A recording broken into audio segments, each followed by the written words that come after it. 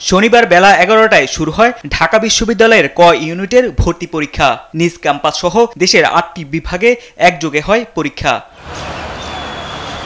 অভিভাবকরা বলছেন, ঢাকা বিশ্ববিদ্যালয়ের এই ব্যবস্থাপনায় সন্তুষ্ট তারা, তবে গুচ্ছের মতো কোনো ব্যবস্থা নেয়ার পরামর্শ তাদের। গুচ্ছ থেকে সাস্ট বের হয়ে গেল, জগন্নাথ বের হয়ে গেছে, খুলনায় বের হয়ে গেছে, ভালো ভালো ইউনিভার্সিটিগুলো বের হয়ে গেল। এটা কিন্তু আমাদের জন্য একটা অনেক পীড়াদায়ক, কারণ আমাদের খরচ বাড়তেছে এবং আমাদের জন্য বিভিন্ন জায়গায় যাওয়া লাগতেছে। বৈষম্য বিরোধী ছাত্র আন্দোলনের পরে পরিবেশ ক্যাম্পাসের আমি মনের থেকে অনেক খুশি হয়েছি। শিক্ষক সহ ভলান্টিয়ারদের কাছ থেকে যথেষ্ট সহযোগিতা পাওয়ার কথা জানান শিক্ষার্থীরা। টিচাররা অনেক হেল্পফুল, যারা ছিলেন তারা কোনো সমস্যা হলেও এগিয়ে আসছেন। হ্যাঁ, ভালোই পরিবেশ, টিচার্সরা অনেক কোঅপারেটিং ছিল, ভালোই ম্যানেজমেন্ট ছিল।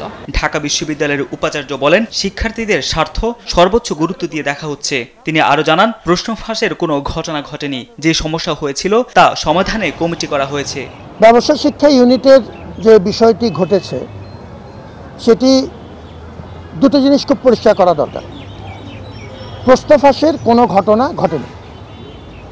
যেটি ঘটেছে সেটি দেখবার জন্য আমরা সর্বোচ্চ উদ্যোগ নিয়েছি, ছাত্রদের সর্বোচ্চ স্বার্থ সংরক্ষণ করে যাতে বিষয়টি সমাধান করা হয়। এবারের ভর্তি পরীক্ষায় 1896টি আসনের বিপরীতে পরীক্ষা দেয় 1,46,811 জন। প্রতি আসনের বিপরীতে পরীক্ষা দেন 77 জন। তারেক মাহমুদ সুজন, দেশ টিভি, ঢাকা।